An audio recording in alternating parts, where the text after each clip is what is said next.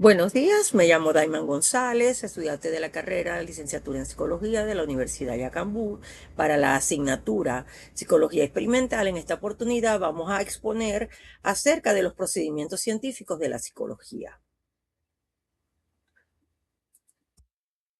Comencemos entonces hablando de los fundamentos y origen de la psicología experimental. Como podemos ver en la lámina, Wundt en 1879 decía que era un estudio sistemático de la experiencia consciente mediante los métodos controlados.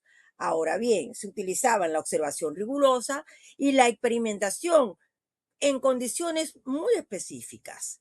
Mientras que Boring en el año 1953, él hablaba de un enfoque empírico donde el investigador iba a manipular las variables bajo condiciones controladas para establecer relaciones funcionales entre estímulos y la respuesta.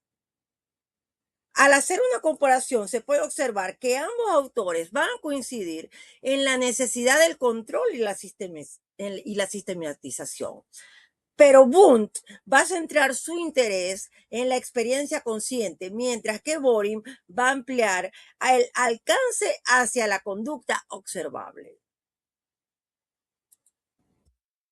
Cuando hablamos de lo que es una teoría científica, aspecto muy importante en esta exposición, tenemos que decir que Kerlinger en 1986 la definió como ese conjunto sistemático de conceptos, definiciones y proposiciones que se iban a interrelacionar y que iban a presentar una visión organizada de los fenómenos, con el único propósito de explicarlos y predecirlos.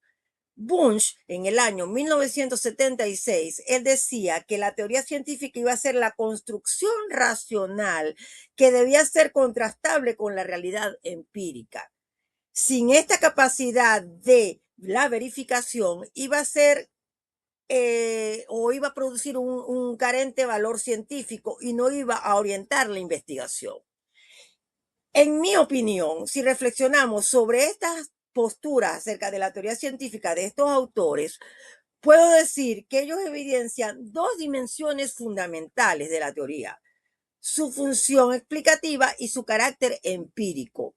En psicología experimental, las teorías no solo van a explicar los fenómenos, sino también que van a orientar el diseño de experimentos.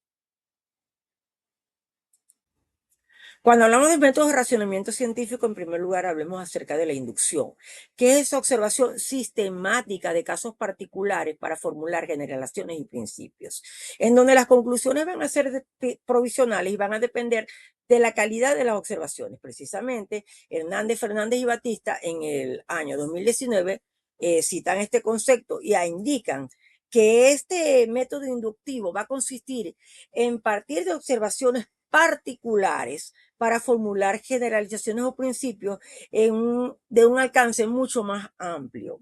En psicología, este método es utilizado cuando el investigador observa patrones recurrentes de conducta y a partir de allí es que él va a construir unas explicaciones generales. En el año 1843, por su parte, Mill decía que la inducción iba a permitir identificar regularidades empíricas, aunque sus conclusiones, como dije al principio, siempre son provisionales, ya que van a depender del número y la calidad de las observaciones que se realizan. Si analizamos estos dos conceptos, podemos decir que la inducción va a permitir reconocer o va a permitir, mejor dicho, que sea utilizada especialmente en estudios exploratorios, aunque por supuesto va a requerir estudios complementarios con otros métodos para fortalecer la validez de lo que indican sus conclusiones. Otro método de racionamiento científico es la deducción. Como podemos ver acá en la lámina, aquí se parten de teorías generales para derivar conclusiones específicas verificables mediante la experimentación y el contraste empírico. Popper en el año 1972 decía que el razonamiento deductivo partía de principios generales o teorías previamente establecidas para derivar conclusiones específicas que iban a poder ser sometidas a prueba. Ahora bien, en la investigación psicológica, este método se emplea fundamentalmente cuando se formulan hipótesis eh, a partir de modelos de teoría existentes.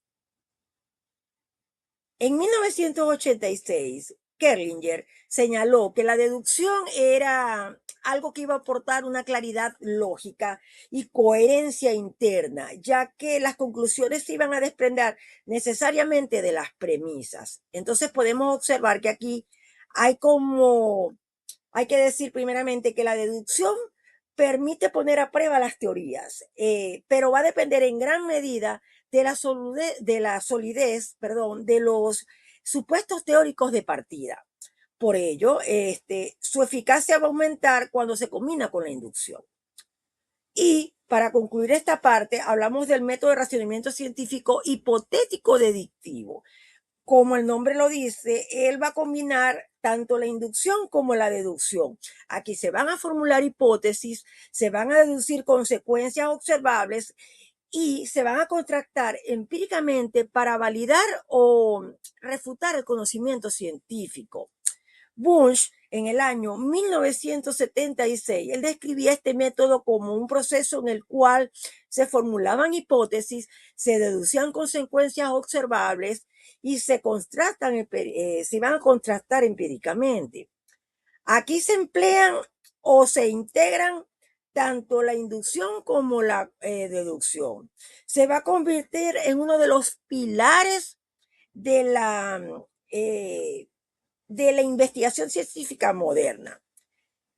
Popper destaca que este método iba a favorecer el avance del conocimiento, va a permitir la refutación de la hipótesis, aspecto muy importante, promoviendo un proceso continuo de revisión y mejoría teórica. Ahora, la combinación de ambos enfoques, ¿qué es lo que demuestra? Que el método hipotético deductivo va a resultar especialmente adecuado para la psicología, ¿ok? Ya que él va a articular teoría, observación y experimentación de una forma muy coherente.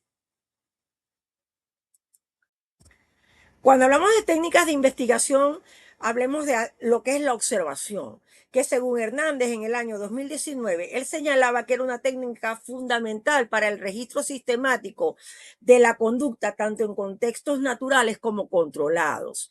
Y era una técnica que iba a permitir describir los fenómenos psicológicos sin necesidad de intervenir sobre ellos. Ahora bien, también tenemos la encuesta, que según Sabino en el año 2002 es aquella técnica de recolección de datos basada en el uso de cuestionarios estructurados, útiles para acceder, por ejemplo, actitudes, creencias y opiniones de grandes grupos poblacionales. Ambas técnicas van a cumplir funciones importantes y distintas dentro de la investigación psicológica, ya que mientras la observación va a aportar profundidad, contextualización, la encuesta va a facilitar la generalización de los resultados. La elección va a depender de los objetivos de estudio y de la metodología del enfoque metodológico, que se utilizó. Las técnicas correlacionales, en primer lugar vamos a hablar de Cohen, West y Aiken, que en el año 2003 decían que estas técnicas iban a permitir medir el grado de relación entre dos o más variables, señalando, por ejemplo, su intensidad. Son unas técnicas ampliamente utilizadas en psicología para identificar asociaciones entre fenómenos. Por otro lado, tenemos que en el año 2019 Hernández aclaró que la correlación no iba a implicar causalidad, ya que la relación observada puede estar influida por variables externas no controladas, como lo podemos observar en la lámina. Ahora bien, esta distinción va a resultar esencial para evitar interpretaciones erróneas, ya que las técnicas correlacionales, ellas van a constituir una herramienta valiosa para la exploración de las relaciones, pero sus resultados deben ser interpretados con cautela y debe ser en lo posible complementarse con diseños experimentales. Muchísimas gracias.